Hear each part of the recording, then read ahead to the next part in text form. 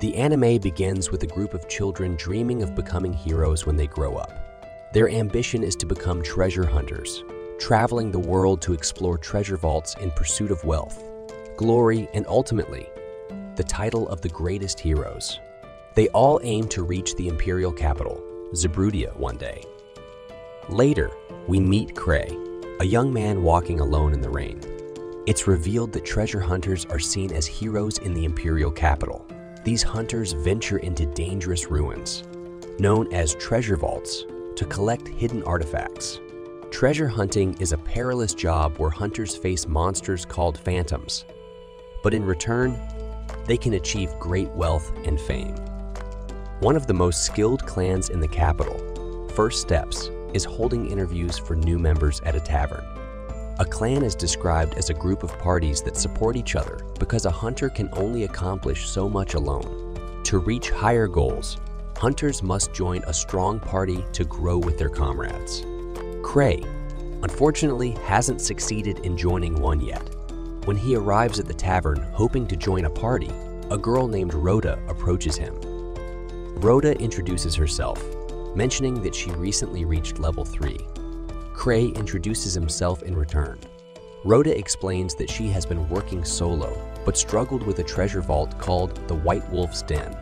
A nearby patron named Greg overhears her and mocks her for attempting such a dangerous vault at level 3, calling her an amateur. Rhoda, upset at being called an amateur, becomes even angrier when Greg tells her that level 3 is considered average elsewhere, meaning she's basically a beginner. He advises her to go home before she gets hurt. Furious, Rhoda draws her sword to attack him. Just then, a guard intervenes, warning them that any more disturbances will cost them their chance of joining the clan. Afterward, Cray and Rhoda enter the tavern, where Rhoda is amazed by the number of hunters, having never been in such a place before. Cray, on the other hand, tells her it's his 5th time visiting. Cray reflects that in the world of hunters, skill is everything. Those with talent can rise quickly and make a name for themselves, while those without talent must take whatever opportunity comes their way. Rhoda asks about the party, and Cray explains that the party conducting the interviews is Brave Arc, the strongest in the capital. Brave Arc once completed a level 7 treasure vault with only 6 members, cementing their elite status. Cray points out their leader, Arc Rodan, sitting at a table. He also mentions that Brave Arc has never accepted new members through these events, as far as he knows. When Rhoda asks about an office in the back, Cray doesn't respond. Greg explains that it belongs to the original founders of the First Steps clan.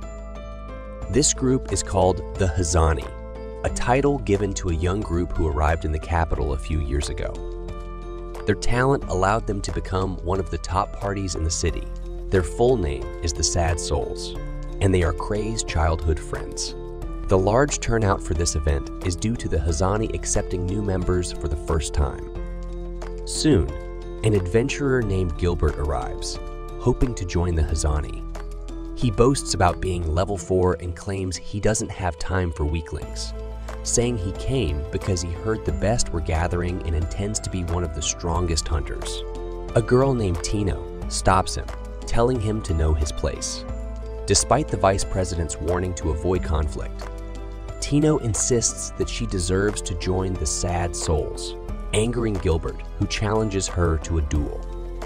Concerned, Cray urges Rhoda to leave, fearing they might get caught in the conflict. Just as they prepare to leave, Tino rushes toward them to stop him. At that moment, Arc appears and welcomes Cray, stating that nothing would have been accomplished without him, as he is the clan master and leader of the Sad Souls. This revelation surprises everyone. Years ago, when Cray and his childhood friends arrived in the capital, they quickly completed beginner treasure vaults and defeated monsters. They all chased the dream of becoming treasure hunters together. However, Cray felt ordinary compared to his exceptionally talented friends, leading him to decide to leave the party. But instead of letting him go, his friends asked him to lead them, recognizing his talent for leadership and his unique skills. Cray was initially shocked when his childhood friends asked him to become their leader, as he had always wanted to retire from being a hunter. However, he eventually accepted the role, despite his reluctance. In the present, everyone is surprised to learn that Cray is the master of the First Steps clan. During a conversation with Ark, Tino warns Ark to stay away from Cray, saying his arrogance is contagious.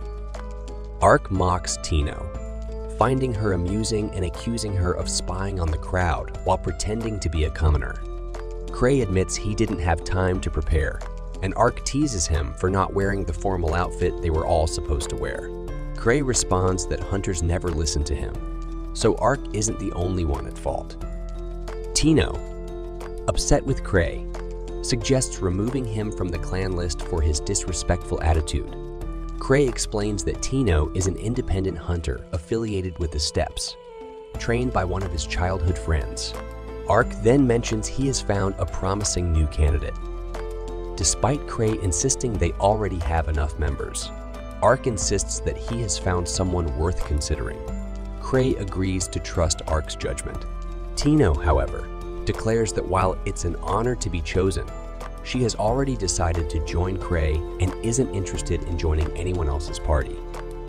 At that moment, Gilbert appears, arrogantly stating that if Cray wants him so badly, he might consider joining. Cray questions why Gilbert, a level 4 hunter, isn't affiliated with any party. Gilbert responds that he wields the Sword of Torment, but Cray points out that the weapon won't make him a strong addition right away, though with training from Ark and others, that could change. Cray admits that he isn't great at judging people and tends to rely on luck when choosing members. He then makes a deal with Gilbert, saying he will recommend him to Ark, but only if he proves his ability not to lose. When asked what the most important quality in a hunter is, Cray explains that not losing is crucial because lack of strength would put the party at risk.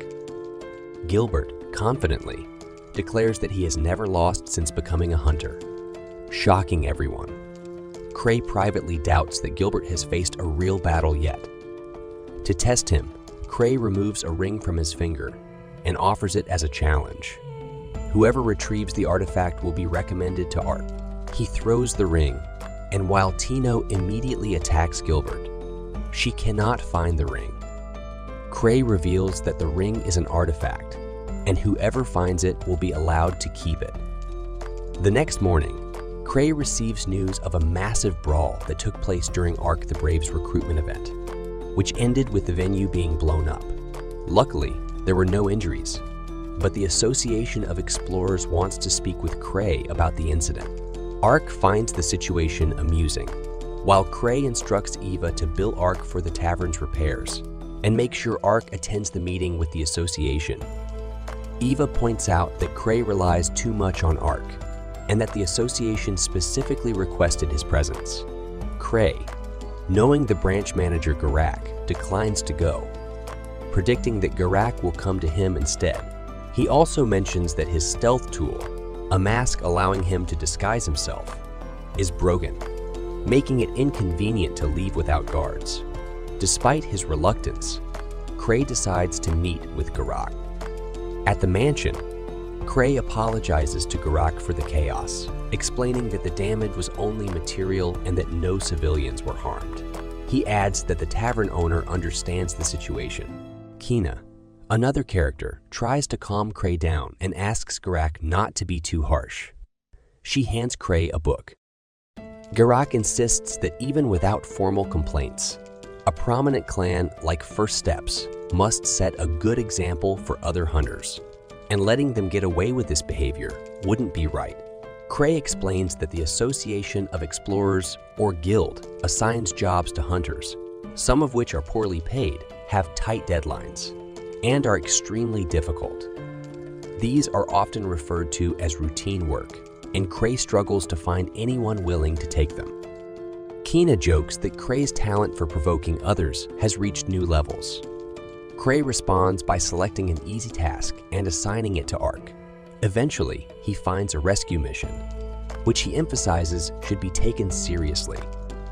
Cray goes to find Ark, But Tino informs him that Ark has been summoned by nobles and will be away for a while. She shows Cray the ring, stating that she didn't want anyone else to touch it. Cray, surprised, mentions that he received a mission from the Association of Explorers, but accidentally drops the paper. Later, Cray is seen chaining Tino, expressing his deep disappointment, saying it was the biggest shock of his life. He never imagined she would do something so awful. Tino defends herself, explaining that she didn't deceive him and had no intention of using cheap tricks. She simply wanted to go out for ice cream. Instead, Cray forced her into this tough routine work, which offers minimal compensation and has a long contract. Tino, still at level 4, argues that there's no way she can save 5 people alone. She acknowledges that Cray sends them on dangerous missions to make them stronger, but pleads with him not to overdo it with the harsh training. Cray responds by asking if she doesn't want to go alone, then reveals that the mission is in the White Wolf's den. 6 years ago, the most powerful clan in the region, which didn't even have a name yet, arrived at the Adventurers Association to register their group. Cray, as usual, tried to stop the team from moving forward and didn't even want to enter. He believed he would hold them back, but his friends insisted that he be their leader.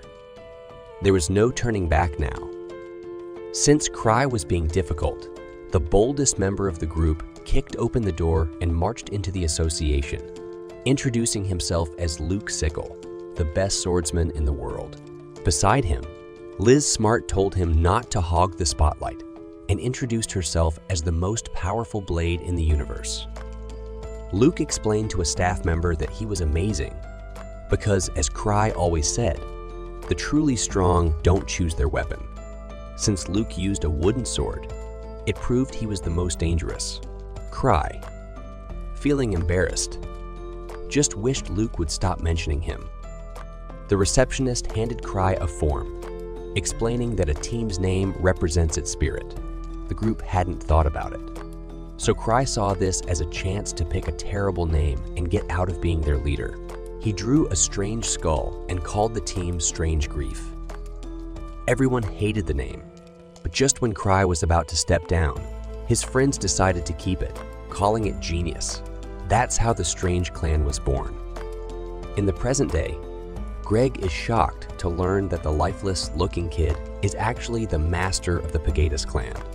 Cray Andry reflects that the title Pagadas was the second name he earned as the leader of Strange. Famous treasure hunters often get special names and become idols, despite everyone's insistence. Gilbert Bush refuses to believe that Cray is anything special. So Tino, who dislikes Cray, complains to the boss, saying there's no way she can work with this fake swordsman. Cray himself admits he's the biggest fraud in Zebrodia and far from the strongest in the capital, despite what people say because his clanmates always talk him up. Cray asks if the guests are ready for the mission, and Gilbert mocks him, saying it's an insult for someone like Cray to be ranked at level 8. Greg warns Gilbert he's picking a fight with the wrong person, but Gilbert doesn't care. Cray, uninterested in the mission, kicks Gilbert off the team. Gilbert, furious, expects Cray to beg for his approval, but Cray doesn't care. Instead, he asks Tino if she needs anything. She says she does need the master, but Cray tells her that's not happening. With everything settled, Cray turns to leave, but Gilbert challenges the 1,000 tricks, saying if he loses, he'll join the group. Cray says Tino Shade is the leader, so she'll be the one fighting. Tino confidently says she'll deliver divine punishment using the incredible range she developed through training. Gilbert, feeling cocky, promises not to hold back and challenges Cray again once he beats Tino. Cray, not wanting to fight, thinks Tino should be able to handle Gilbert. However, he worries about Gilbert's sword, the Blade of Purgatory, which might tip the fight in his favor. But then Gilbert drops his weapon, mirroring Tino's move. Tino, eager for ice cream, says she'll destroy him and then get a treat with Cray, who reluctantly agrees just to keep the peace. Motivated, Tino charges at Gilbert with surprising speed. Gilbert dodges her first strike, but she sweeps his legs, knocking him down. Determined, Gilbert doesn't give up and fights back, but Tino easily dodges him and mocks him for challenging her master. Just when everyone thought he was beaten, Gilbert remembers his past and how he was born to be a hunter. As a child, he was talented in swordsmanship and grew up believing he was invincible. Now, back in the present, Tino warns him that if he wants to survive, he'd better use his sword. Gilbert refuses to use his sword, but Tino warns him that pride means nothing when you're dead. Whether he likes it or not, he agrees to use it, though inside he can't stand the thought of being weaker than her. Cry steps in and tells Gilbert that, just like how he left his last group because of the strength gap, Cry went through the same thing. However, in Cry's case, no one left him behind, and they didn't let him stay behind, no matter how much he wanted to. Cry leaves that part unsaid. Gilbert is surprised to realize that Cry, the leader of the most feared clan in the capital, is kind. He starts seeing Cry as something more than a person. Meanwhile, Andre touches Gilbert's sword, noticing its elemental damage and extended attack range. He comments that it's a simple but good weapon and advises Gilbert to take care of it. Gilbert realizes that Andre uses the sword far better than he ever could, despite having owned it for years. In disbelief, Gilbert yells that this is impossible and calls Cry a monster. Cry then explains that monomaterial is considered the fundamental substance of the world. Even though it's everywhere, it's invisible to the naked eye. Treasure vaults form when spiritual forces condense monomaterial, creating limited alternate worlds based on memories from the world's core. These vaults, like the White Wolf's Nest, are studied by many kingdoms, but the rules aren't fully understood. The White Wolf's Nest was once home to wolf, like monsters called Silver Moon, which were hunted to extinction. Afterward, a treasure vault appeared with a ghostly wolf haunting it. After reading this in the newspaper, a young man gets nervous, saying that a treasure vault based on vengeance seems too big of a challenge. Ivor Renfield blames Cry for putting them in this situation, but trusts that the team can handle it since the vault is only level 3, and they have 4 members, including Tino. The boy thanks Ivor for telling him about Gilbert leaving his group, as he used that information at just the right moment. The clan's vice master mentions that Cry put on quite a show with a relic in the training room. Cry says it was easy to control, especially since even Gilbert could use it a little without much knowledge. Cry enjoys collecting relics of all kinds, and even asks if Gilbert would sell the Purgatory Blade. Eva loses her patience, pointing out that Cry already has several relics and even took out a loan from Sidri due to his debts. The clan's income isn't unlimited, despite equal commissions. Cry, embarrassed, tries to come up with an excuse, but only remembers that he needs someone to recharge his relics. While the woman recharges his relics, a man tells Cry that a ghost in the shape of a wolf has appeared near the White Wolf's Nest and destroyed an entire caravan of level 3 escorts. Cry thinks his team can handle it, but the man insists the ghosts in the area are getting stronger. The woman adds that a powerful level 5 lancer, Rudolph Divu, has shown up there. Cry remembers that Rudolph is on the guild's wanted list and worries the mission might fail. He hopes Gilbert has recharged the Purgatory Blade. Meanwhile, the team is on its way to the vault. Tino reveals that she left a will before leaving, believing that since Cry sent her, the mission won't be easy, but she trusts he wouldn't send her to her death. However, the rest of the team, except Tino, believes Cry, has put together the most random group possible. Gilbert accepted the mission because Cry, the 1,000 tricks, somehow knew why he left his old group. Tino explains that Cry is a genius at deduction and knows the capital and its surroundings well. Ruta doubts this, but Greg thinks only a calculated mind could have handled the bar incident so smoothly. Taking advantage of this, Tino reassures the team that Cry planned everything for the mission to go smoothly and would never send them to their deaths. Ironically, after sending them off, Cry decides to catch up with them to order them to abort the mission. Back with the team, they encounter a ghost wielding a sword and shield at a level far beyond human abilities. Meanwhile, Cry searches through endless clutter for relics. Eva scolds him for carrying a banned slime, but Cry is in a hurry. He grabs a broken, unstable relic and takes off, hoping this isn't his last flight.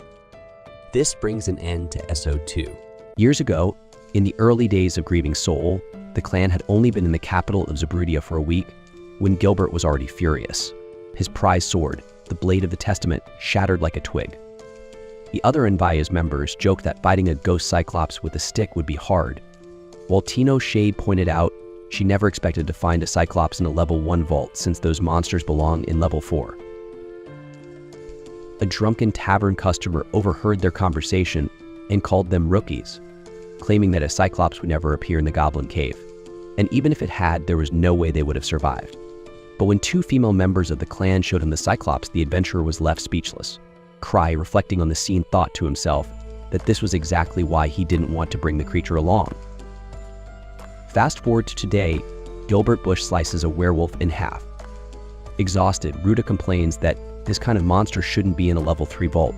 Greg wonders why his Blade of Purgatory didn't ignite during the fight. Gilbert explains that it's out of mana and he can't recharge it himself. Ruta suggests retreating, and Greg adds that the situation is different from what they were told, especially since the group they came to rescue is probably already dead. After hearing everyone's concerns, Tino Shade, the leader, stands firm. She declares that the plan remains unchanged. Greg anxiously asks if survival isn't the top priority, but Tino asserts they didn't come this far just to gather monsters. She believes the ones they came to rescue are still alive and that the group is executing a flawless level 8 strategy.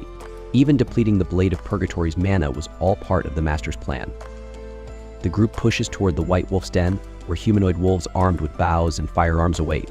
This makes Greg realize the earlier wolves weren't just randomly strong, this entire pack is dangerous. Tino explains the den was originally created to house Silver Moon wolves. Gilbert charges ahead, eager to finish things, thinking once they deal with the wolves armed with bows and firearms, the rest will be easy. But Tino warns him not to get reckless. As the leader, her responsibility is to bring everyone back alive. She lays out a plan. She and Ruta, being the fastest, will lure the enemies, while the others will attack from behind. The firearms shouldn't be much trouble up close, and no one is to use another as a shield or sacrifice. Meanwhile, Cry silently prays that at least Tino survives, even if the rest are used as shields. Back in action, Tino acknowledges that their enemies are stronger, but the group has one major advantage: teamwork. The wolves don't understand cooperation while they do. As more armed werewolves appear, the team instinctively knows what to do. Tino observes that despite being an improvised group, their setup isn't bad. Gilbert may talk too much, but he's skilled. Greg, with his experience, works well with the others. Ruta, though not flashy, is excellent at finding enemies, allowing Tino to focus on the fight. As everything falls into place, Tino starts to believe her master is a true genius for planning so well. Meanwhile, in the heat of battle, Gilbert grows frustrated, feeling underestimated. This frustration takes him back to a time when he felt the same way, pushing his team hard only to leave them when they couldn't keep up. He realizes now they had been giving it their all, but he never stopped to consider their efforts. Now, fighting alongside others, Gilbert has matured, understanding the power of teamwork. After another victory, the team pushes deeper into the White Wolf's den, arriving at a larger chamber. Tino places her hand on the wall, sensing a presence not the people they came to rescue, but likely the den's boss. Greg wonders if they should retreat, but Tino reassures him that since they've come this far without a scratch, they can handle the boss. Greg still feels uneasy, but Tino teases him for being so cautious, saying that safe missions never lead to growth. Greg admitted that Tino wasn't entirely wrong. After all, once a hunter reaches level 4, they can make a living just by completing vaults below their level. Greg had always pulled back when he thought he couldn't win, a habit born from seeing so many friends die. Tino pointed out that although Greg had been a hunter for a long time, he joined this group to change that mindset. That's why the master put him here. Cry wouldn't have chosen someone he barely knew otherwise. Cry wanted to save everyone, making him like a god, Tino added. Everything Cry did was calculated, part of a flawless plan executed with perfect precision. Ruta, curious, wondered why she was chosen for the team. Tino didn't have an answer at first, but it quickly dawned on her Ruta was very beautiful. Before Ruta could respond, Tino cut off the small talk, calling the group to move on. Meanwhile, Cry, far from the god they imagined, was panicking. He had no idea where the group he sent was, and the relic he used to fly was more like a plane without brakes. Despite the rough ride, he crash-landed into the White Wolf's den completely by accident. Back with Tino's team, they faced the dungeon boss, a massive white wolf. As soon as it moved, the group hesitated, clearly shaken by its power. They were torn between fighting and fleeing. Tino noticed the wolf wasn't wearing a helmet, revealing a weak spot. This was one of Cry's challenges, and she knew she had to pass it. She ordered Gilbert to block one of the wolf's strikes while she handled the rest. Gilbert braced himself as the beast's axe came down, holding it off for a brief moment. Greg struck the wolf's leg, but it quickly tossed him aside. Tino fearlessly charged in, impressing Ruta. Greg's sword shattered after taking a heavy blow from the axe, but just as the wolf prepared for another strike, Ruta rushed strike. She pushed him out of the way, and Tino seized the moment, scaling the wolf's axe and delivering the final blow. After the victory, Tino realized her injury was serious, but a healing potion quickly took care of it. Greg mourned his broken sword, but Gilbert reminded him to be grateful it wasn't his head. Greg thanked Ruta for saving him, but they all knew their mission wasn't over yet. Tino handed her sword to Greg, since he was now unarmed. Just then, a giant spear flew toward Tino, narrowly missing her. As they regained their composure, 4 more massive white wolves appeared, identical to the one they had just defeated. Even Tino felt the pressure now, realizing Cry had sent them into a much tougher challenge than expected. Faced with this overwhelming situation, she ordered everyone to flee down a narrow passage that would hinder the wolves' movement. But one of the wolves blocked their way. Greg suggested that Tino and Ruta, being quicker, should escape, while he and Gilbert sacrificed themselves.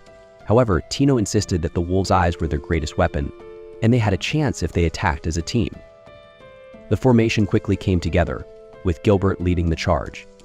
He blocked one wolf's attack, while Greg struck, but both were knocked back. Ruta hurled shurikens at another wolf's eyes, but it shut them just in time. Tino then used a technique she had developed under Cry's training and accessory that emitted a bright flash to blind one of the wolves. Gilbert took advantage of the moment, attacking the wolf. But even blinded, it threw him against the wall with immense force. Tino scolded herself for a poor strategy that put Gilbert in danger, and it seemed like the end was near. The team was surrounded, and they were out of options. At that moment, Cry crashed into the scene, accidentally taking out one of the wolves with his wild flight. The remaining wolves hesitated, shocked by the sudden destruction. One wolf attacked, but Cry used one of his accessories to block the blow and fired projectiles at another, bringing it down. Cry, with 17 security rings at his disposal, could do plenty in battle, but all he wanted was to go home. He didn't even care about the group he was supposed to rescue. To end things quickly, he tossed a pendant into the air and detonated it with one of his rings, creating a distraction for the group to escape. They all retreated, though Tino, injured, was slower than the others. Gilbert complained about the pace, but Ruta pointed out that the leader was setting the pace for the wounded. In reality, Cry was running as fast as he could, which just happened to match the speed of the injured Tino. Tino, believing Cry was being considerate, thought back to his kindness, a trait she had admired since she was young. Once they had put some distance between themselves and the wolves, they took a break. Cry used another relic to heal Tino's wounds. Gilbert, slightly irritated, commented that Cry relied on items for everything, but Cry didn't care. Despite his apparent cluelessness, the group still looked to Cry as their leader, even though he had no idea what to do next or how to get out of the mess they were in. When Cry was a child, he always amazed his clanmates with the number of relics he controlled. Fascinated by these items, he saved up money to buy as many as he could. One day, Liz asked if Cry would use a relic suited for her, but Luke thought that was unfair since relics were expensive. He said the leader should use relics that benefit everyone. Tino joked that it finally paid off for Cry to be a hoarder because she would be rewarded for being their energy source. Liz, curious about a relic she held, asked about it. The owner explained it was a magic pouch capable of carrying more than it seemed. Tino thought it must have been expensive, but Cry said it was cheap because it could only store chocolate. Tino then realized how useless it was. Liz caught Cry's attention by showing off a bracelet she liked, but she was suddenly thrown to the ground twice before she could react. Embarrassed, Cry explained that it was a labyrinth ring that distorted a person's sense of space when worn.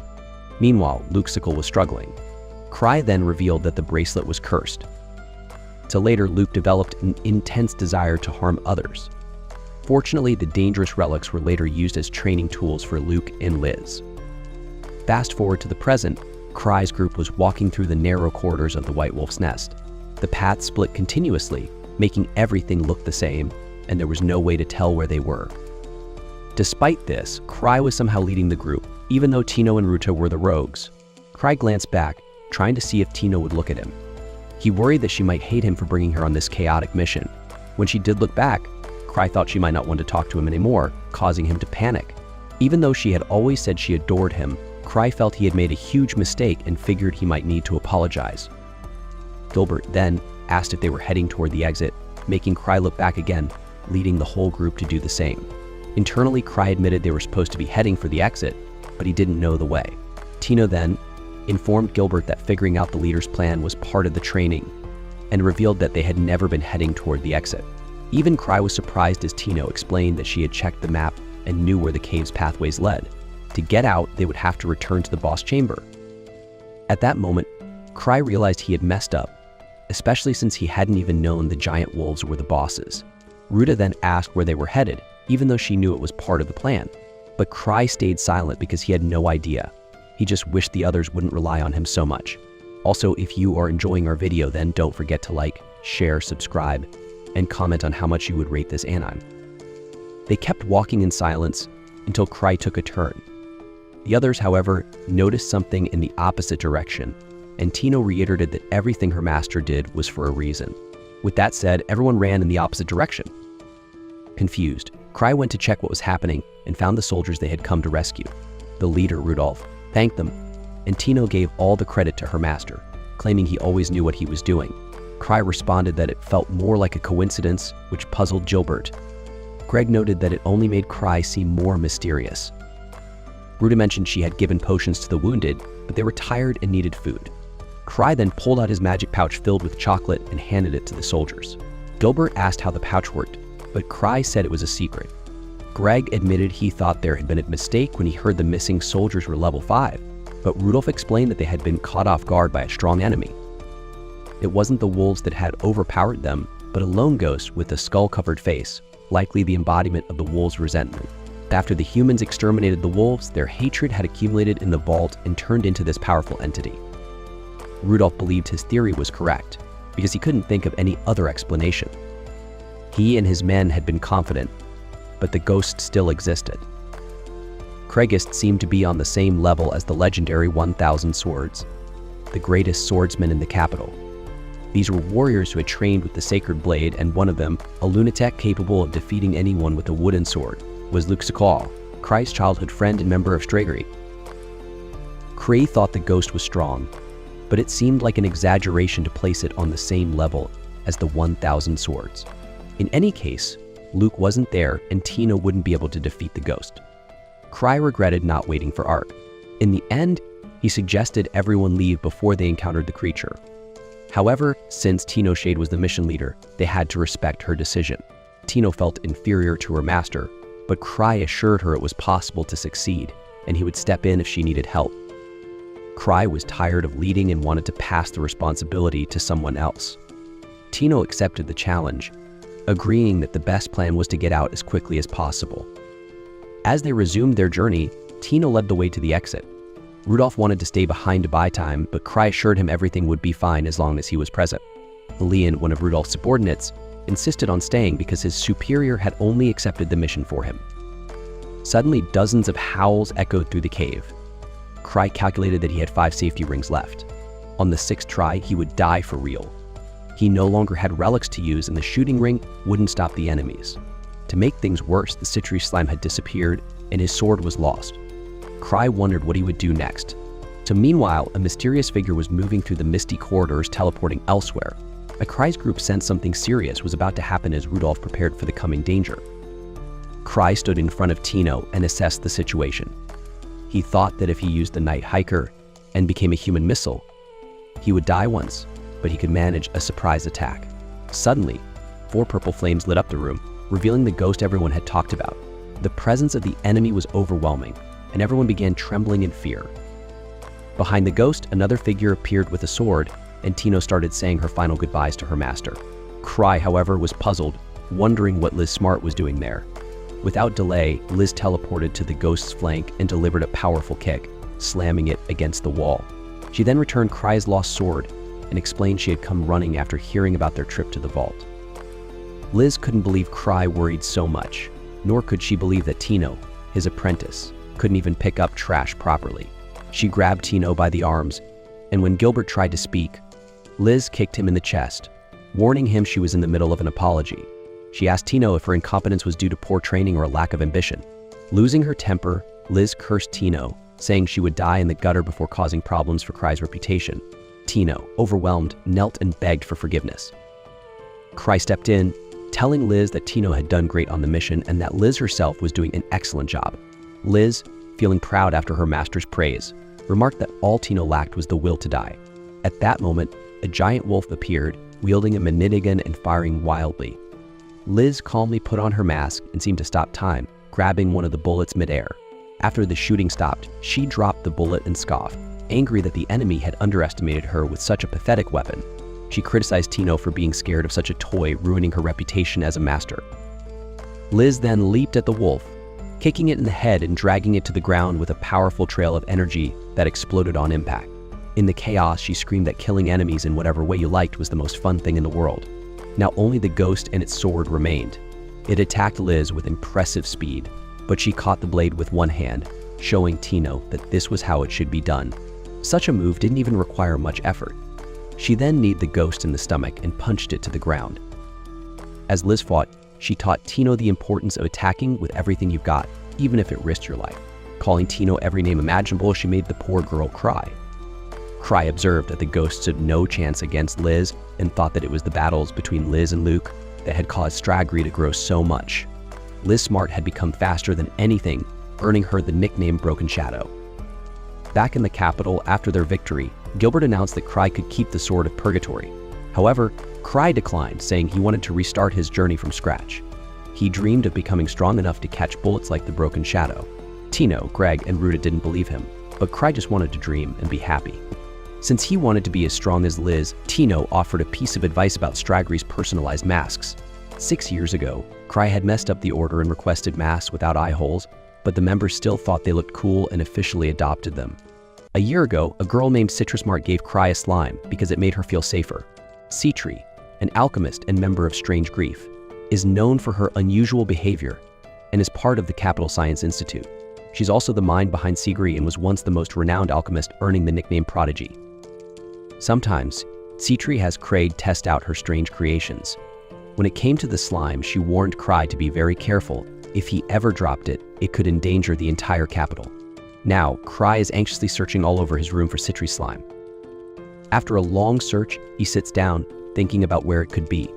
When he opened the capsule at the White Wolf's den, he found it empty. Originally, the slime was locked in a vault, one that Cry had never opened. The vault itself was a relic. Cry, leader of Stragri, concludes that the vault was empty all along. He laughs, lying on his bed, and notes how much of a prankster Citri is. However, he realizes that if he thinks about this too much, he might make himself sick. Meanwhile, at the White Wolf's den, a warrior defeats a ghost and questions her partner, wondering if this place wasn't supposed to be level 3. He explains that the ghost's level has suddenly risen over the past few weeks. She then points out that investigating missions for the association is no simple task, while he agrees, saying that examining strange occurrences in treasure vaults is important for the kingdom. He also recalls that Miltrux is looking into this matter, suggesting something odd is happening. Back to Cray, he has barely slept, lost in thoughts about the slime. As he leaves his room, Eva Renfield approaches him, informing him that the association needs a report on the White Wolf's den. Cray, as lazy as ever, says the leader of the expedition team was Tino, so Tino should do the report. However, the Vice Master of Arkbrave explains that Tino Shade is training with Liz. Having no choice, Cray asks if there's been any talk in the capital about this mission, and Eva promises to investigate further. At that moment, Miltru steps in, asking her to drop the subject and says he'll go check on Tino. Eva directs him to the training room on the second sub-level. With the boss gone, Renfield wonders if these strange events in treasure vaults are connected to the unrest among the capital's nobility. Cry continues to predict things without understanding them fully. The first time might have been luck, but after 2 or 3 times, it becomes obvious. She wonders about what's happening in the capital. Shortly after, Cry arrives at the sublevel where Sten Anger, leader of Obsidian Cross, is waiting.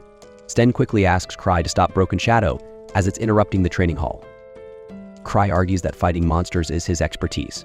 Sten replies that both Ansem and Lucia are gone, so there's no one to stop Liz. He also wants to know how Lismart returned alone. Cry explains that she disarmed all the traps, reached the boss's room, and got bored, so she left. Sten, impressed, points out that the Night Palace is a level 8 vault and only someone bold would get bored there. Either way, he insists that if no one stops Liz, Tino could be in serious trouble. Cry, smiling, remarks that people don't get hurt so easily. But when they open the hall door, Liz is standing over an unconscious Tino. She's still threatening her, raising her leg to strike.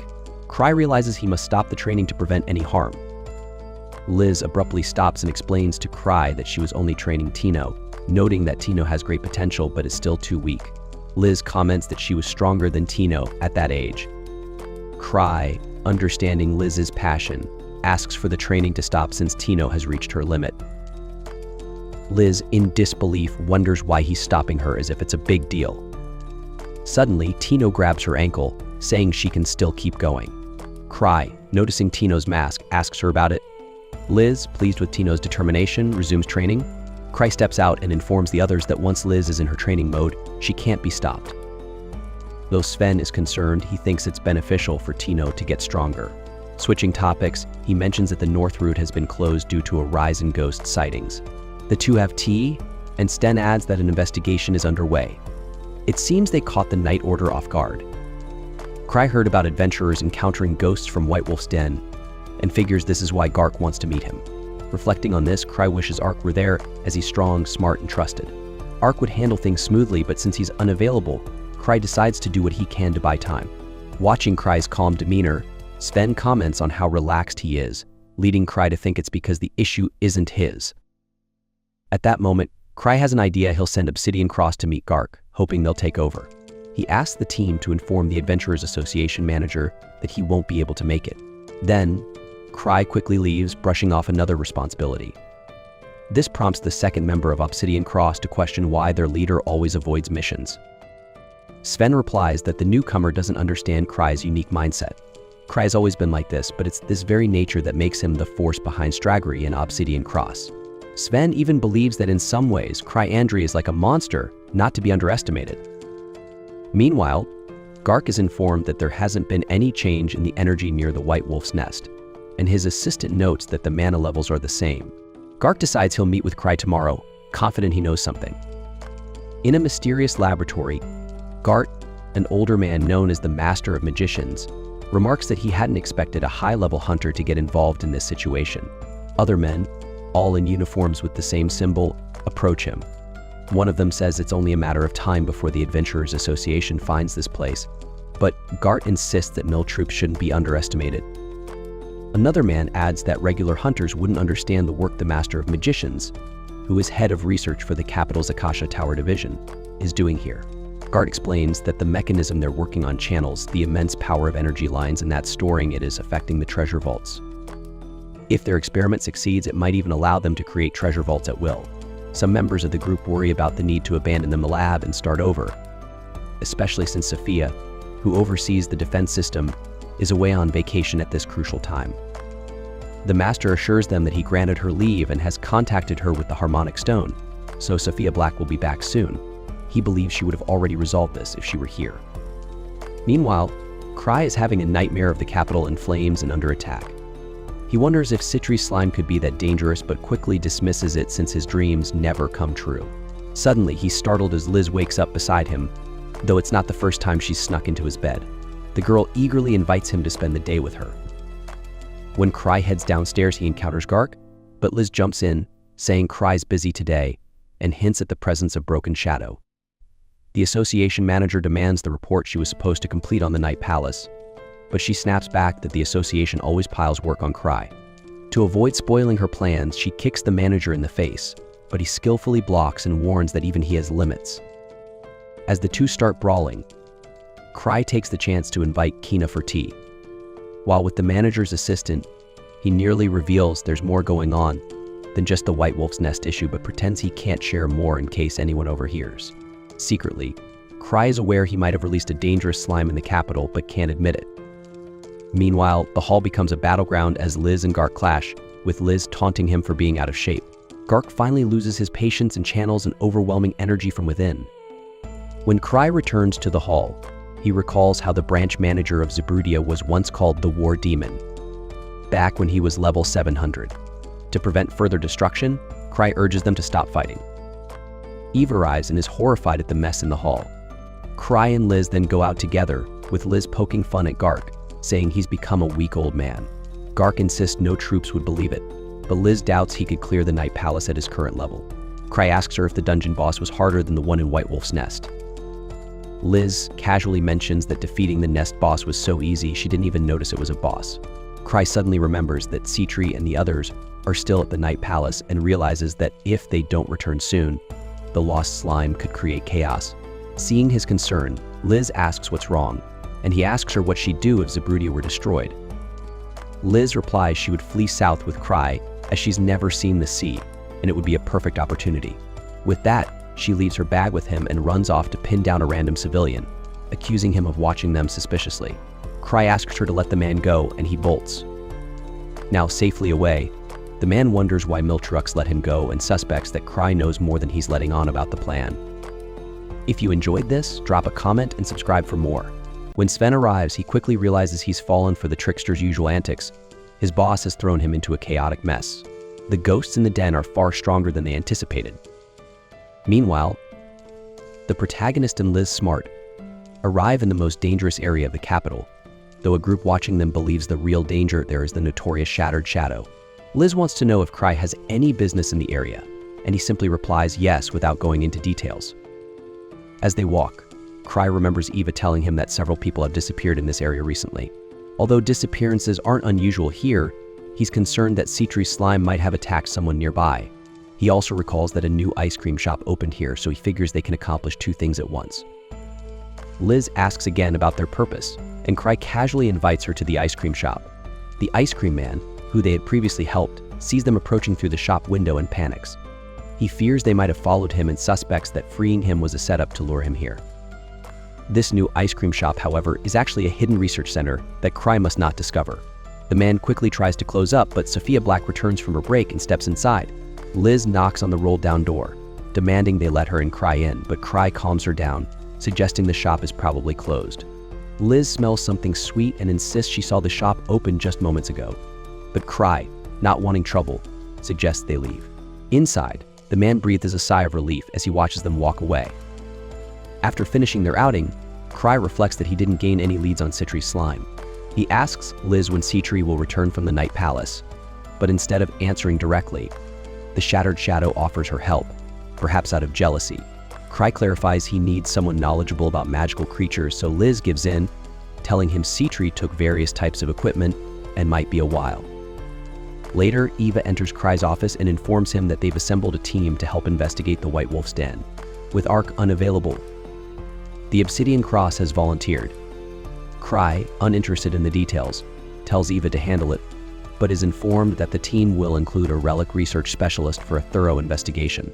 Hearing this, Cry realizes the case has become quite serious, so he decides to send a member of Footprints on the expedition, which Liz enthusiastically supports. Meanwhile, the Master of Magicians learns that Cry has found their hidden facility, catching them off guard as they thought the ice cream shop was a perfect cover. One member of the organization asks how they should respond, as they still don't understand what Cry truly wants. Sophie states that they must defend themselves, surprising everyone. Cry-Andrei, being a level 8 adventurer, is highly skilled, but Sophie disagrees with retreating. She declares that the Tower of Akasha seeks the truth, and they won't back down. Despite knowing Cry is surrounded by powerful hunters, Sophie sees this as the perfect test for her new defense system. If they can eliminate Cry and his allies, the organization's secrets will remain safe. The Master of Magicians acknowledges that Cry has already detected them, meaning they may not escape unscathed. He gives Sophie full authority to act as she sees fit. Meanwhile, Tianov steps out of the shower and notices his injuries are gone, realizing Liz must have healed him while he was unconscious. He's relieved to have survived. After getting dressed, he heads to the Adventurers Association and is surprised by the number of carriages outside. Inside, a colleague tells him they're organizing a joint expedition with the Association to the White Wolf's Den, though originally Ark was supposed to lead it. With Ark unavailable, the Obsidian Cross has gone ahead, though they aren't as strong. Cry appears on the second floor, thinking all the activity must be for a party. Eva reminds him that they discussed this plan yesterday, and since Ark isn't available, she assembled the best group she could. Cry, realizing that putting the entire burden on Ark was ideal, now faces the challenge of sending enough people without overspending. He proposes sending only half the group, which terrifies the hunters since only Ark and his elite team could normally handle such a mission. At this point, Eva asks for silence so Cry can say a few words. Reluctantly, he steps forward, explaining that the vault was originally rated as a level 3 mission, so half the hunters should suffice. Still, the hunters are nervous, so the Deputy Master of Arkbrave asks if there will be a reward. Eva confirms there will be additional funding, which reassures Cry, but does little to quell his anxiety about not finding Sitri's slime yet. He begins to worry about what could be lurking in the White Wolf's den, as even the most experienced hunters are nervous. Yet, he feels compelled to assign the responsibility to as many people as possible to minimize his own involvement. Suddenly, Liz appears and boldly declares that she wouldn't even need half the team or might even go alone. A hunter remarks that Liz only speaks confidently because she's strong, to which she retorts that this attitude is exactly why they aren't leveling up. With a sense of authority, she steps up to the leader and asks to take on the mission, but he immediately refuses. He thinks it would be unfair to Tino, and with so many people already going, Liz's involvement could just cause chaos. With this in mind, he decides that everyone should participate in the investigation. Emma asks if Cray will lead the team to the vault, and this question nearly drives him mad. The hunters expect him to guide them into the den, so Cray quickly makes up an excuse, saying he has other matters and will meet them later. For now, leadership will stay with Obsidian Cross. He hopes to only show up when the situation is already under control. Back in the den, Obsidian Cross finds nothing unusual, except that the ghost Ez grows stronger as they go deeper. Meanwhile, the leader of Straggery endures Liz Smart's persistent request to join the mission. To pacify her, he pretends he needs her help elsewhere. He then instructs the team leader to be cautious of any unusual slime they might find in the White Wolf's den. At the same time, Master Magus learns the hunters are heading in force to the den. He then unveils the institution's newest creation, the mana agitation device. Sophia explains that this defense system is equipped to face strange grief, even if only 3 members are present. The device lists Cryandry, known as the Thousand Tricks Smart, the Broken Shadow, and Sitri Smart as potential targets. With defenses ready against physical attacks, the Broken Shadow should be easy to handle. The Thousand Tricks may be the group's strategist, but he weakens without people to command. Finally, Sitri, Sophia's own arcane follower, could struggle against this system, as her lawful methods cannot overcome it. With that, Magus entrusts Sophia Black with the mission to defeat Strange Grief. Meanwhile, Sven receives orders to leave the den with Obsidian Cross and the other hunters, so he signals Henrik to blow the emergency whistle. Outside, some hunters grumble about being pulled out of the cave, saying they saw nothing unusual. They find it absurd to worry about the slime without solid proof. One hunter criticizes Sven for trusting Cry, a man who does nothing in the city, rather than evidence they could uncover themselves. Sven finally snaps, explaining they only used the whistle out of kindness. He adds that if Cry were here, he'd say there was no danger, while Liz and Luke would ignore the weaklings and even study their bodies afterward. Sven emphasizes that all members of Obsidian Cross are also healers, so abandoning people to their fate isn't their way. If the hunters want to continue without backup, they're welcome to do so. The furious hunter scoffs, saying it's absurd to fear slime since such a terrifying monster wouldn't be in the den. Sven responds, saying that long ago, Cry told everyone to see the cherry blossoms blooming in the den but advised them to bring weapons. The leader knew a vault would materialize in the prismatic garden phenomenon, leading Sven to believe that Cry has a unique foresight. The reason they spent a fortune on this resident stone was to gather intelligence. This is the value Cry places on information. Meanwhile, he must endure Liz in his ear all day, as she's eager to act, but Cry still intends to show up only when the mission nears completion. Just then, Sitri returns, feeling a powerful enemy must be stopped before it grows stronger. Later, Gark gears up to help with the expedition, despite Kina reminding him he's retired. But Gark insists he still wants to prove he can keep up with the younger hunters. The story flashes back to when Sitri and Cry were kids, sitting together. Citri told Cry she wanted to fill in where others were lacking, so everyone could enjoy being hunters. Admitting she wasn't very strong, Cry suggested she take on a role that suited her, maybe as an alchemist. Returning to the present, before heading to see Gark, Citri checks Cry's room and explains that her slime creation has impressive adaptability and evolution skills, but it's still a failed experiment. Cry wonders what this means, but Citri reassures him it's safe and won't harm them. Cry feels relieved for himself, but realizes that others might be at risk. Citri speculates that the slime may have escaped from its secure container, possibly through the bathroom drain, since it's drawn to water. This makes Cry uneasy, as he imagines a dangerous slime lurking in the pipes, but Citri tells him to leave it to her. The scene then shifts to the White Wolf's den, where the reinforcements Cry sent have arrived. One of them asks Sven how things are going. Sven says nothing has happened yet and inquires if anyone was sent to take command. The man replies that Cry assigned Sven to lead. Sven had expected Cry wouldn't show up, but he finds it odd that Liz isn't there either. The man explains that Cry took Liz and Tino for another task. Sven is relieved not to have Liz around since working with her would be impossible. Gathering everyone for a strategy meeting, Sven asks if anyone has experience fighting slimes, but no one raises their hand. They all consider slimes too weak to be real opponents. Someone jokes about having accidentally stomped one, and Sven asks if they have anything special to fight slimes. The group dismisses the need, believing slimes are weak against any weapon, even magic. However, Sven learns that Cry mentioned this was no ordinary slime, which frustrates him.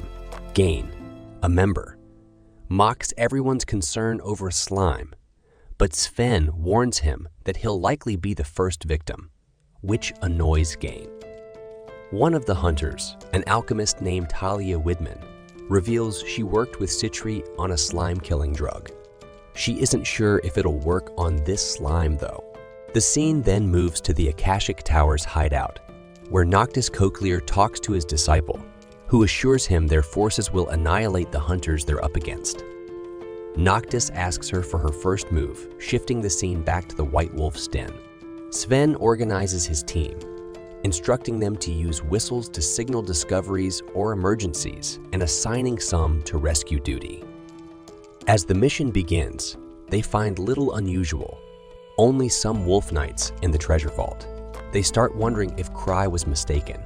Gain taunts them for their worry, claiming they'd be done already if they didn't follow their idiot leader. Sven brushes off his complaints, which irritates Gain. Gain wanders off alone, muttering about his distrust of Cry. In the forest, he spots a chained wolf knight and two suspicious figures nearby, who discuss injecting the creature with enchanted mana material to transform it.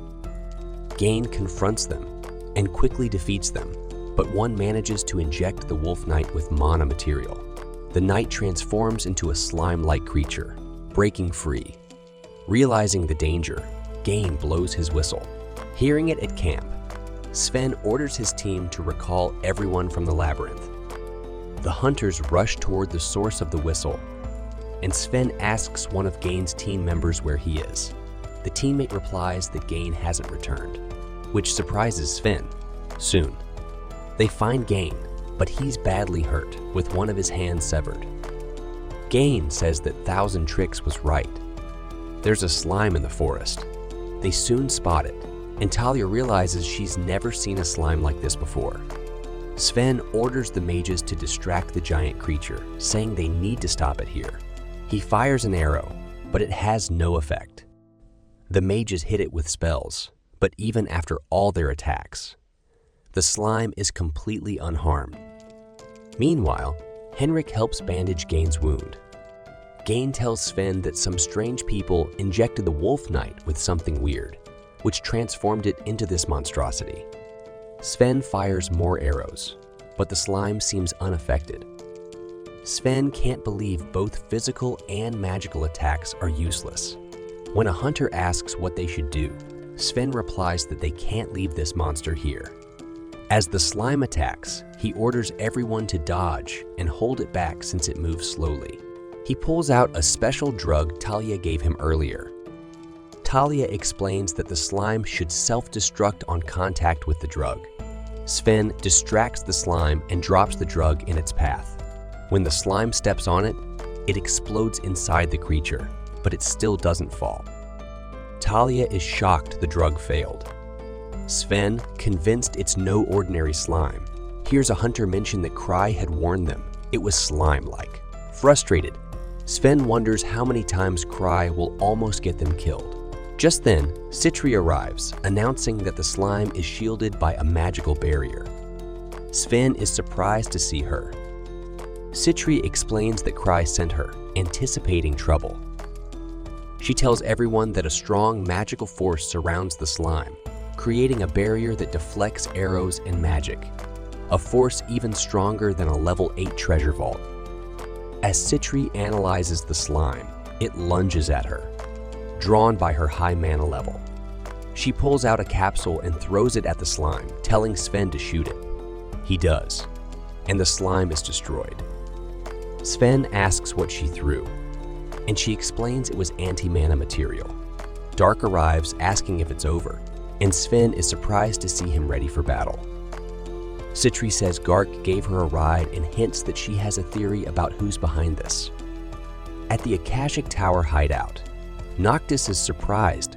Citri took down the demonized creature so easily and realizes she must have understood the potion's effects. Meanwhile, Citri tells everyone that Noctis and his secret group Akashic Tower are behind this, working to manipulate treasure vaults. City officials at camp are skeptical, as Noctis was exiled from the capital. Citri replies that she didn't expect them to believe her, which is why she's been tracking Noctis alone. She adds that the monster they fought was just one result of his experiments. Talia wonders if Citri means there's a device underground, and Citri confirms, explaining that Noctis would need a lot of equipment to do this, likely with defenses prepared. They decide to interrogate the mage Gain captured, expecting more monsters like the one they faced. The hunters feel reassured as long as Citri has more anti-mana material, but she admits she's out. However, she's determined to study the creature and find a solution, confident they'll succeed with everyone's help. She asks the hunters to lend their strength, admitting her own limits. After she leaves, Henrik notes her honesty about her weaknesses, and Sven calls her a powerful weakling, warning Henrik not to underestimate her clever ways of surviving. Elsewhere, Liz nags Cry to go to the White Wolf's den with her, but Cry, waiting for the right moment, keeps putting her off. From the shadowy depths of the Akasha Tower, the tension among its members was palpable. Many were deeply dissatisfied with Sophia Black's decision to send the demonized ghosts into battle one by one. To them, this strategy was nothing short of reckless. They argued that isolating their strongest assets would lead to needless sacrifices when unleashing them all at once could overwhelm the enemy. Flick, frustrated, criticized Sophia's lack of military experience. He dismissed her as just a researcher who knew nothing about the art of war.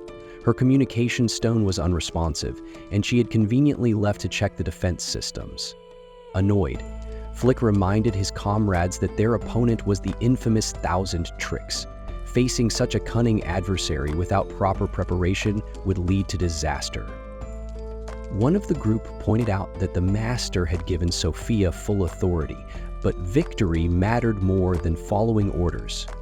Flick, emboldened by the sentiment, decided to defy her. He commanded the release of all the ghosts at once, declaring he would show Sophia what true warfare looked like. Meanwhile, at the Stradberry camp, the captured Akashians were being interrogated. The hunters had discovered that Akasha Tower was responsible for creating the demonized ghosts. Citra Stitchery, the alchemist leading the interrogation, assured the prisoners she wouldn't harm them, but she demanded to know if their master was Magus. The prisoners remained defiant, vowing to die before betraying their leader. This defiance only confirmed what Citri already suspected. They were disciples of Noctis Kokler, a known manipulator. She explained her familiarity with Noctis and reiterated her desire to avoid unnecessary violence, but she insisted on knowing his location. When the prisoners refused to answer, she jokingly pulled out a vial of colorful liquid, pretending it was a dangerous truth serum. Adrian, one of her allies, protested, worried it could cause irreversible damage. Citri laughed and drank it herself to prove it was harmless. Before the tense moment could escalate further, a thunderous roar erupted from the forest. The camp erupted into chaos as everyone rushed outside. Emerging from the trees was a colossal demonized ghost, its immense size and power striking fear into the hunters. The captured Akashians laughed, declaring this beast would be the hunter's end. Sven, one of the soldiers, stared at the monster in disbelief, questioning how they could possibly defeat it. Citri quickly took charge. She explained that the ghost was protected by rotating magical barriers. The soldiers needed to test the barrier's strength and direction to find a weak spot. Citri instructed shield bearers to stand at the front and report any strange force they felt while bracing their shields. Lyle, a nervous soldier, stepped forward. The ghost attacked, sending Lyle's shield flying. Citri then ordered the mages to immobilize the creature, but the ghost skillfully dodged their spells. Observing the pattern, Citri deduced that the force field rotated to the right, making close combat nearly impossible. Gark, a veteran hunter, lamented that his axe was useless against such an enemy. He suggested waiting for the ghost's mana to deplete, but Citri dismissed the idea. The monster's mana reserves could last an hour, more than enough time for it to wreak havoc. She proposed focusing their firepower on a single point to exploit any potential weakness. Yet, she admitted that their current weaponry might not be sufficient. As if things weren't dire enough, a second demonized ghost appeared. Sten urged Citri to order a retreat, as the soldiers were exhausted and couldn't handle the escalating threat. Gark hesitated, noting that retreating with the injured would be risky. However, before they could act, Citri noticed the two ghosts turning on each other. She quickly explained that the demonized ghosts were instinctively drawn to mana-rich targets. If there was another source of mana nearby, the creatures would attack it instead. Soon, a third ghost emerged, joining the chaotic battle between the others. The hunters watched in stunned silence as the forest became a battlefield for the rampaging monsters. Back at Acacia Tower, Magus was furious over Flick's insubordination. He had explicitly instructed everyone to treat Sophia's orders as his own. Listening in through a communication stone, Sophia mocked Flick, pointing out that even without combat experience, her strategies were never without reason. Flick, thoroughly humiliated, promised to redeem himself after his reckless mistake. Sophia shifted her focus to the hunters. She noted that the enemy forces now included Citri, Stitchery, and Gark Welter, a retired level 7 hunter known as the War Demon. Despite his retirement, Gark's reputation alone was enough to terrify the Akashians, especially since the tower was running low on potions. Noctis suggested retreating, but Sophia disagreed. If the hunters extracted information from their captured comrades, the tower's location would be compromised. Instead, she proposed a bold plan.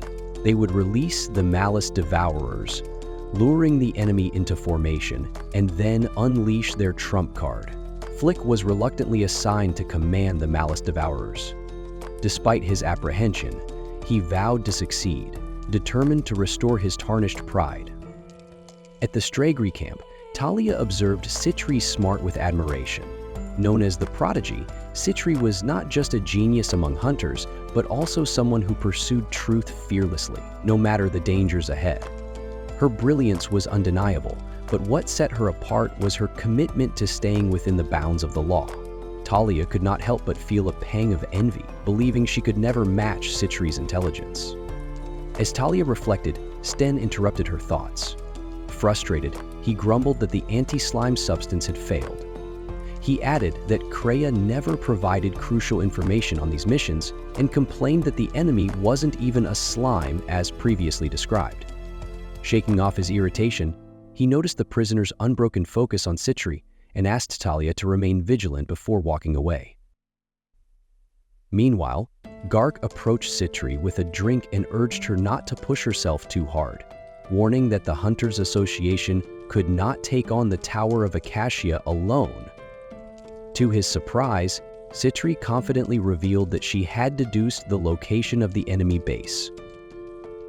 Wasting no time, she gathered the investigation team and shared her findings. Using spiritual line patterns, mana concentrations, geological features, and the emergence points of the monsters, she pinpointed the base's location on a hill. The Akashian prisoners panicked at her analysis and tried to dismiss it as wrong, but their reaction only confirmed her suspicions. Citri declared that they needed to strike immediately before the enemies could escape. Terrified, the prisoners screamed Sophia's name. Curious, the allies questioned who Sophia was.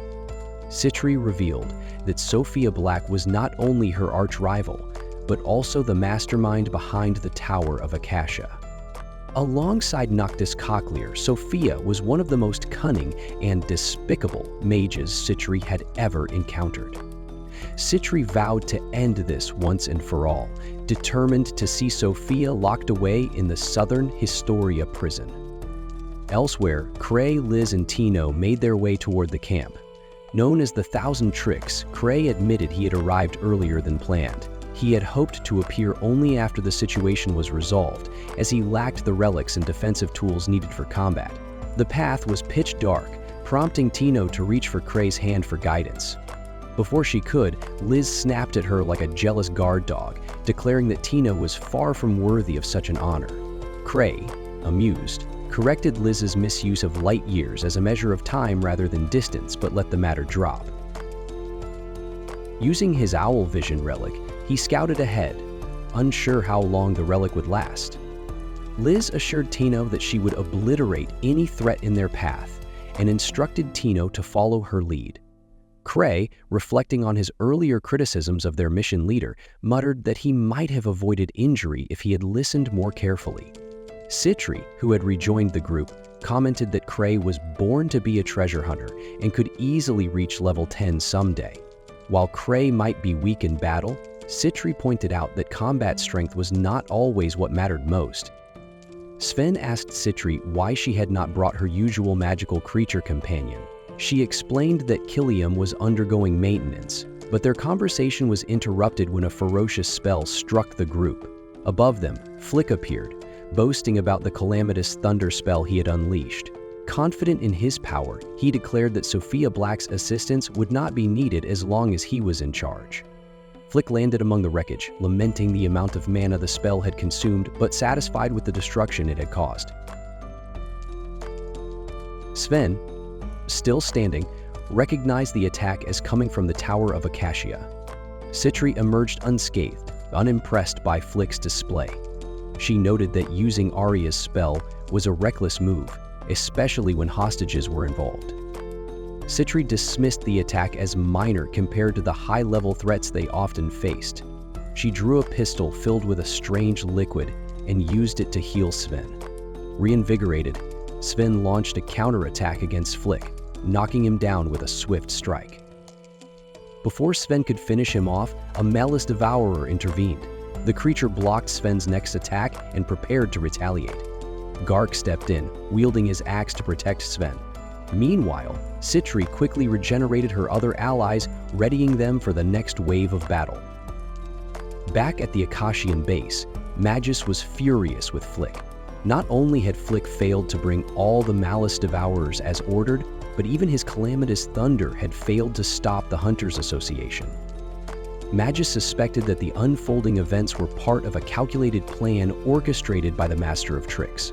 However, Noctis remained determined to defend the base. With the remaining Malice Devourers and their trump card Acacia and Sophia Black, they prepared to make their stand. As the hunters closed in on the enemy stronghold, Gark summoned Citri and Sven to lead the assault. Cray's group followed the trail left by the calamitous thunder, ready to join the fray despite the growing darkness and uncertainty ahead. The treasure hunters charge toward the cave, but the members of Akashi Tower are prepared to fight back on their flying lions. However, this is just a distraction to buy time for Magus to activate their ultimate weapon. Inside his lab, Magus presses a series of buttons, and a stone statue shatters, revealing a massive golem. Confident in its power, Magus declares it to be the greatest weapon of the Akashic Tower and believes the enemies will never defeat it. The golem steps out of the cave, where Gark stands ready to face it. It swings its enormous sword at him, forcing the old man to use all his strength just to block the attack. Seeing their strongest fighter cornered, the other Akashic Tower members seize the opportunity to go on the offensive. They fly high on their lions, staying out of Sven's and the other attackers' reach. Meanwhile, as the chaos unfolds, two prisoners quietly work to cut the ropes binding their hands. One of the flying lions attacks Sven, wounding him, but Sven quickly heals himself and encourages his friends to stay strong. The situation looks grim for the treasure hunters until Liz arrives, moving at lightning speed. She takes down one of the flying lions, reigniting the group's morale. Seven rallies everyone to charge forward, emboldened by Liz's presence. Elsewhere, Cry and Tino are deep in the forest, when Cry feels uneasy since Liz has left, leaving him without a strong protector. Suddenly, Tino senses someone nearby. She offers to confront them, but Cry dismisses it, assuming it's just animals. Unknown to him, the people Tino sensed are the prisoners from the Akashic Tower. Confused by Cry's inaction, they slip away unnoticed. Moments later, Cry's night vision lenses fail, and he asks Tino to guide the way. Back on the battlefield, Liz effortlessly defeats more flying lions, scolding the others for struggling against such foes. She mocks her sister, Citri, calling her weak. Citri snaps back, asking why Liz is even there. Liz smugly replies that she begged Cry to come along before diving back into the fight. With incredible speed, she targets the golem, but finds it more challenging than expected. Her relentless attacks begin to chip away at the golem, forcing it to retreat slightly. Not wanting to be outdone, Gark joins in, striking the golem with his ice axe and freezing part of it. The golem falls momentarily, giving Sven a chance to aim his attack. However, it reboots quickly, countering with surprising agility. The hunters are shocked at how such a massive machine can move so swiftly, reminding them of Ansem, one of the 6 grievers, who is both giant and agile.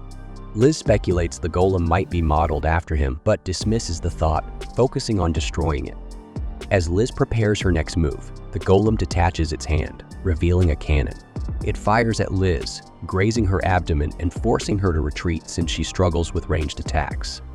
The golem continues firing, and Citri suggests draining its energy instead of relying on brute force. Liz takes the remark personally, determined to prove she can destroy it.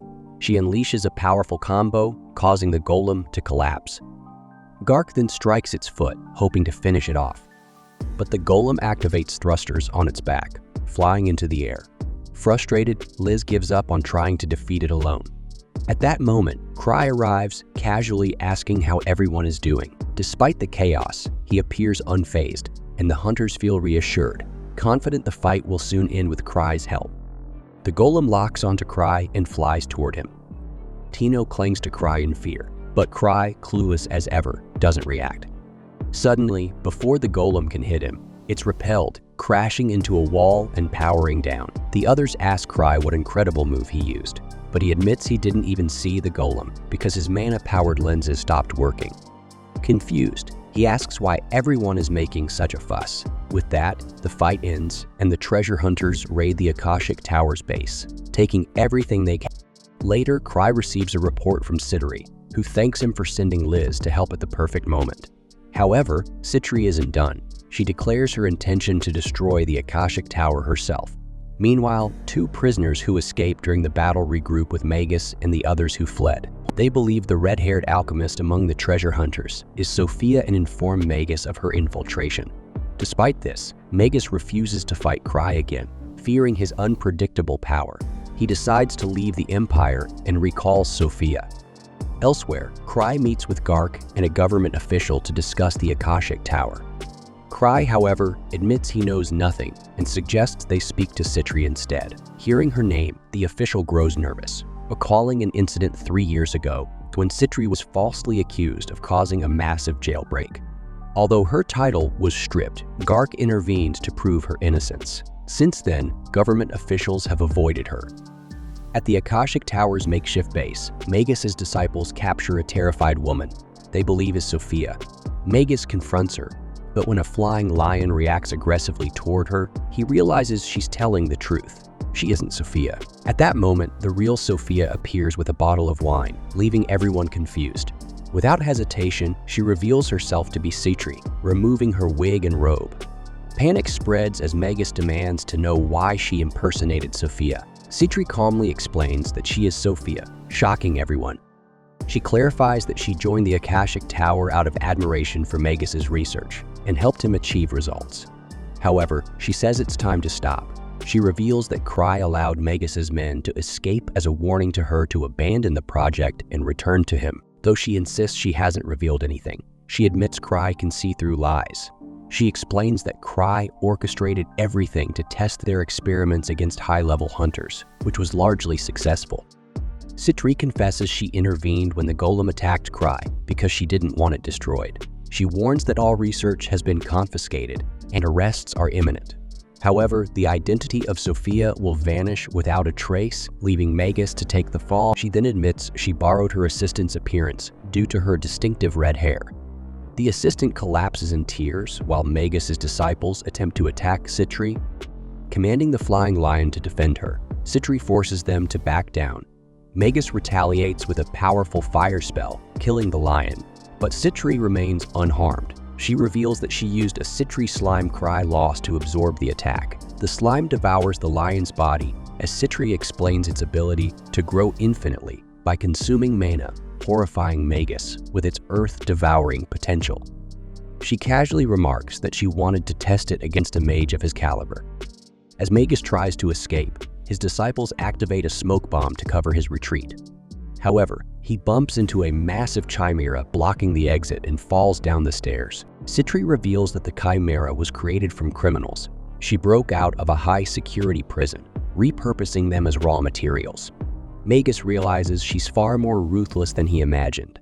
Donning her mask, Citri declares he'll make excellent material for her next creation. The chimera kills Magus, while the rest of the group is captured and has their memories erased. Citri also wipes her assistant's memory before reporting to Cry that everything has been resolved. She casually mentions improving her material handling next time, though Cry remains oblivious to her meaning. If you enjoyed this video, don't forget to like and subscribe. At the Hunters Association headquarters, a meeting is held to discuss the recent disaster involving Noctis Cochlear and the destruction of the White Wolf's den. During the discussion, Cry surprises everyone by asking to keep both the Akashian Golem and the Malice Eater. His request confuses Gark and the inspectors. Adrian, curious, asks why. Cry casually replies that he wants them for drinking. The room falls silent as everyone stares at him, and Cry scratches his head awkwardly, realizing how ridiculous his answer sounds. After the meeting, Cry regrets not securing the golem. Citri teases him, joking that at least he got his drink. Cry, clueless about the joke, watches as she leaves to claim her reward. Gark then pulls Cry aside to share some big news. He tells Cry that Arnold Hall, the legendary dragon slayer and a level 7 hunter, has arrived in Nebula Noobs, the Misty capital. Cry shrugs, which irritates Gark. "This is the man who killed the Thunder Dragon." Gark says firmly. He warns Cry to stay out of trouble and avoid crossing paths with Arnold. To emphasize his point, Gark slaps Cry on the back so hard that Cry's safety ring activates to protect him. As Gark walks away, humming a tune, Cry notices a poster for the upcoming Zabrudian auction, an event where rare relics are sold. Cry groans, remembering he has no money to participate. He wonders if Citri could help, but isn't sure if he ever returned the last item he borrowed from her. Cry's thoughts are interrupted by Chloe Welter, Gark's niece, who works as the receptionist. She notices Gark's good mood and asks what Cry told him. Cry mentions Arnold Hall and Chloe's face turns pale. "Arnold Hall? Here?" she stammers. Share her concern, Cry jokingly calls Arnold almond oil of falling love, leaving Chloe stunned by his carefree attitude. Moments later, Citri arrives and pulls Cry away, leaving Chloe wondering how anyone could be so fearless or foolish. Outside, Cry notices Citri's bag and asks if it holds the Malice Eater. She nods, calling it a good boy. As they chat, Arnold Hall himself walks by, unnoticed by the pair. Inside, Arnold goes to the reception desk. Chloe, unaware of who he is, asks if he's new. Arnold's men exchange uneasy glances, but Arnold calmly lets it go, focusing on settling in. Meanwhile, Cry admires how cute the Malice Eater looks in its smaller form. Eva worries it might still be dangerous, but Citri reassures her that she trained it not to harm her or Cry. Suddenly, the Malice Eater jumps onto Cry's lap and bites his safety ring, activating it. Citri laughs, calls the creature food, and pulls it off him. Cry changes the subject, asking about Lucia and Luke are tracking a ghost swordsman. Before parting, Citri gives Cry a new relic, a ring called Realize Outer. It can store a final spell, she explains. Cry adds it to his collection, treating it as a lucky charm despite not fully understanding its power. Back at the guild, Arnold's men complain about Chloe not recognizing their leader. Another member suggests patience, saying everyone will soon know them as the Dragon Slayers of Falling Mist. Arnold calmly agrees, crushing an apple in his hand, as if to emphasize their strength. Elsewhere, Cry and his group relax. Citri offers massages, embarrassing Eva. The conversation shifts to recharging relics, and Cry admits he feels awkward asking magicians for help, preferring to rely on Lucia. Inspired, Citri gathers wizards for training, promising those who excel might reach Lucia's level. The offer shocks many, especially Stenanger, who doubts anyone can surpass Lucia. Among the eager volunteers are Lapis Fulbor and Chris Argent from Starlight, a clan of semi-humans known for their magical skills. Chris scolds Cry for not properly greeting Lapis, but Lapis dismisses it, saying Cry is still a clan leader, unconventional as he may be. Frustrated, Chris mutters about Cry being Lucia's older brother. Lapis remarks that even among noble spirits, Lucia is exceptional. Citri then reveals a surprising fact. It was through this very training that Lucia achieved her incredible power. Inspired by this revelation, Marietta, a mage from the Obsidian Cross, eagerly volunteers to join the training. Citri tasks Marietta with recharging a relic from Cry, making it part of her training. The room watches tensely as Marietta hesitates, unsure of her abilities. After some effort, she admits that the relic won't recharge. Citri encourages her to push through, and Marietta, though exhausted, eventually succeeds. However, Citri immediately hands her a second relic, much to her disbelief. Despite her fatigue, Marietta manages to charge it, only for a third relic to be placed before her. As the process continues, Citri explains the theory behind the training. A mage's mana reserves can grow over time, especially during childhood and adolescence. However, adults can still cheat the system by pushing themselves to the brink of exhaustion and recovering. Mana can increase slightly with each cycle. Midway through the third relic, Marietta collapses from sheer exhaustion. Hendrik rushes to her aid as Citri calmly notes that overusing mana has this effect, a lesson most mages learn the hard way. Citri unveils a mysterious substance designed to accelerate recovery. She gives a dose to Marietta, who briefly wakes up, gasping, only to faint again. Despite the chaotic scene, Citri claims the substance worked and that repeated use could yield unimaginable results. Cry, horrified, wonders aloud if Lucia had endured this extreme method to grow stronger. Citri confirms that Lucia's strength wasn't born of talent alone. It came from relentless effort and sacrifice. This, Citri adds, is why Lucia isn't impressed by Starlight, a group of noble spirits who rely on their natural gifts instead of striving for greatness. Offended by this criticism, Chris steps forward, declaring she'll prove herself. She demands all the relics for recharging. Citri's chimera, Mata Denho, obediently lays out a table full of items. Lapis remarks that the challenge shouldn't be difficult for someone like Chris, prompting her to dive in with determination. Soon, other mages, motivated by Chris's resolve, join the effort. Citri assures Cry that the relics will be fully charged by the end of the night. As evening sets in, a nobleman approaches Ark Rodan, asking if he's considered an offer of partnership. Ark, however, feels unready and declines for now. Changing the topic, the nobleman mentions Count Gladys's daughter, who has been seeking Ark. At that moment, young Madame Eclair arrives. The next day, while Liz enjoys a long bath, Citri teases Tino, brazenly asking her to become her disciple. Embarrassed, Tino escapes, bringing a towel to Liz. To her surprise, Liz emerges from the bath soaking wet. Citri quickly covers Cry's eyes, scolding Liz for her carefree attitude. Cry, still covering his face, suggests they celebrate Citri's and Liz's safe return. The group gathers later at a bar.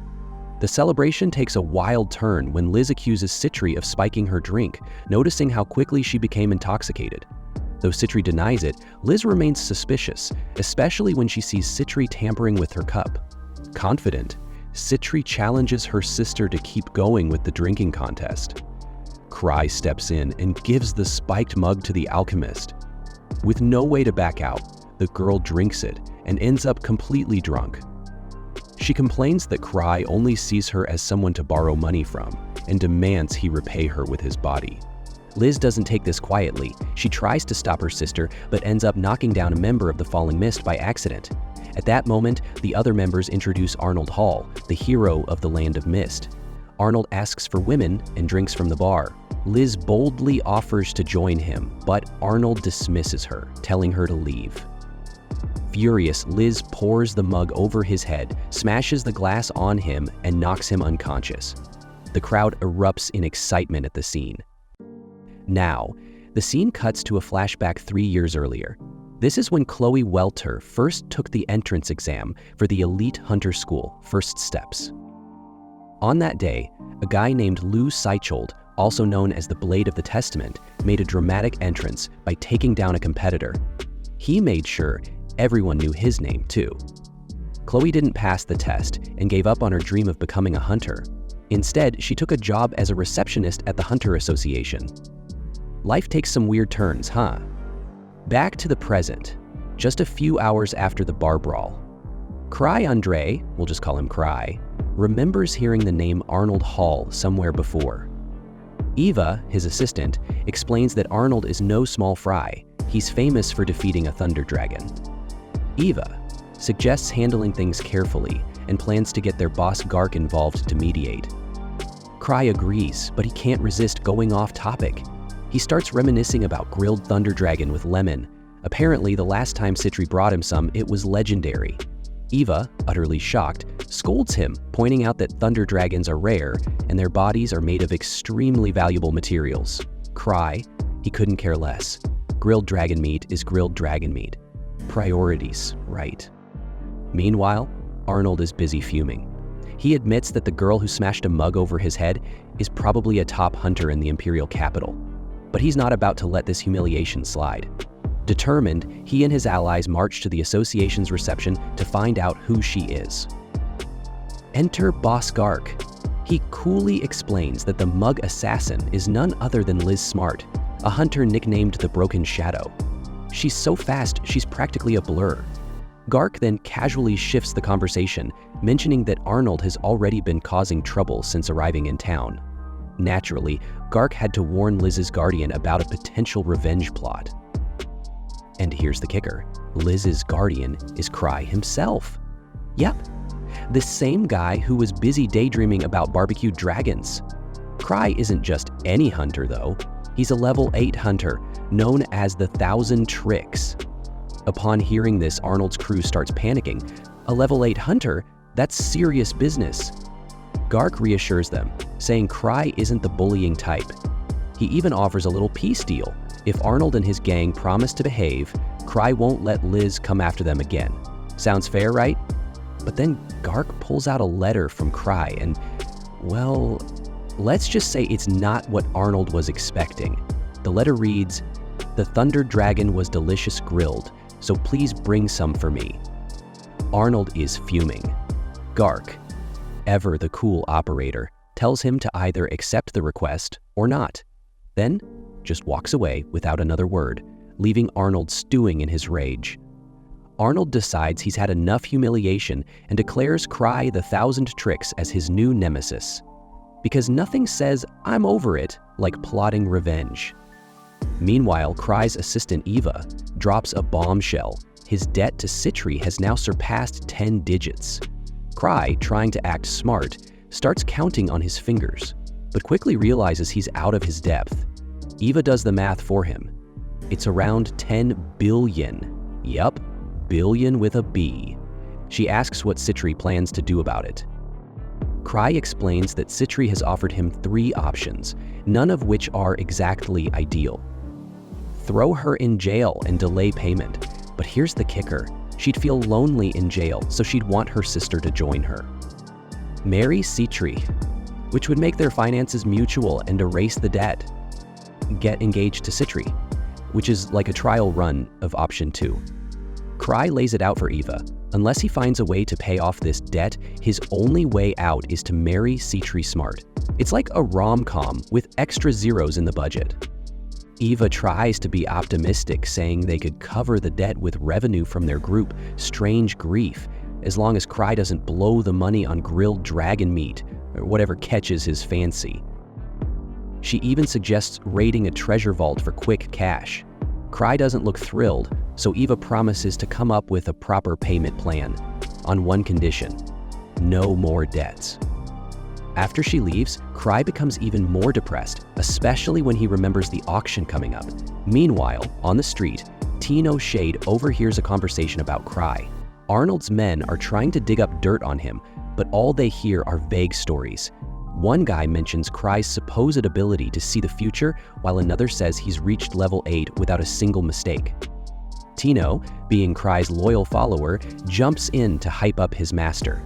He boldly declares that Cry is absolutely fearsome, then walks off like it's no big deal, leaving Arnold's men thoroughly confused. Arnold's crew continues asking around, but only gets more mysterious tales.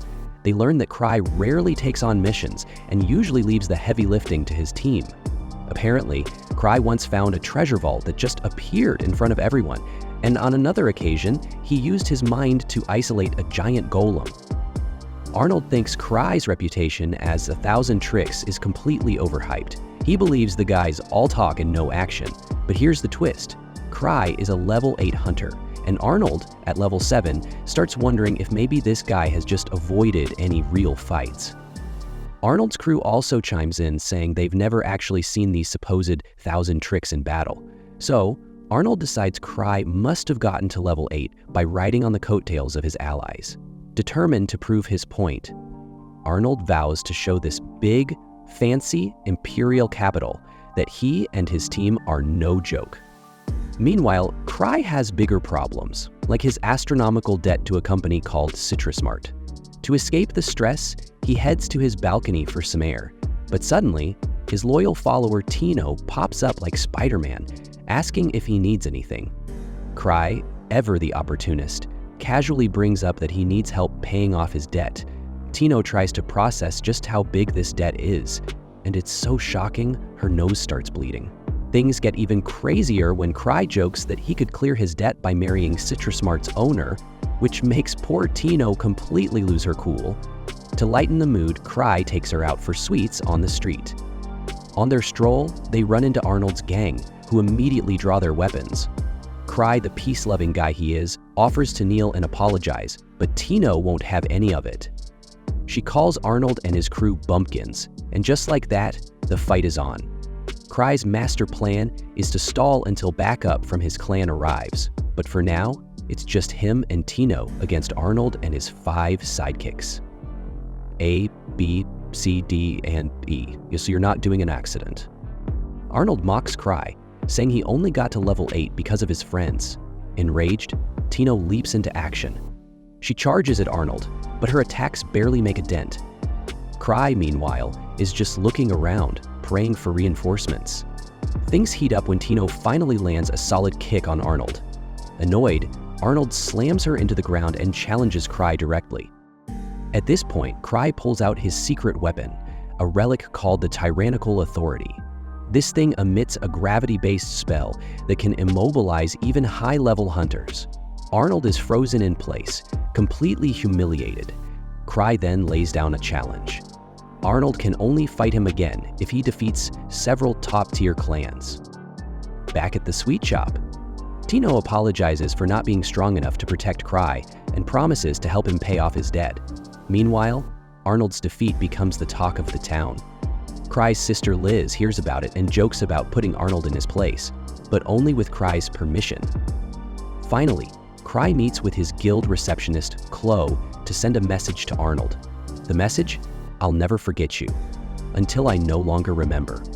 Chloe is thoroughly confused, but writes it down anyway. As Cry leaves, Chloe asks why she failed a test 3 years ago. Cry dodges the question, knowing the real reason. She was too young at the time. But he doesn't want to crush her spirit. And so, the chaos continues, with Cry balancing his massive debt, his tricky enemies, and his equally quirky allies.